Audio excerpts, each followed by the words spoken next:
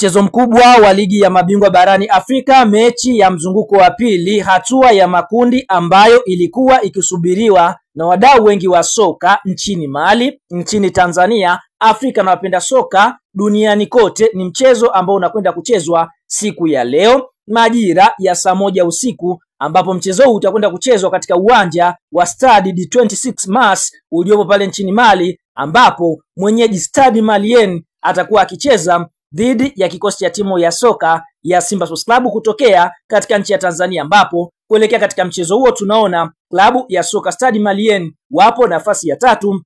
katika mchezo wa mzunguko wa kwanza, walipata sare pale nchini Tunis, lakini Simba wao wapo nafasi ya 4, ambapo Simba tunashuhudia katika mchezo wa kwanza waliweza kupoteza dhidi ya Atletico Pedro Luanda. Kama Simba akifanikiwa kushinda, basi atashuhudia mpaka nafasi ya pili. Kwa ni mechi ambayo wana Msimbazi wengi watamani kuiona Simba ikishinda. Like kama una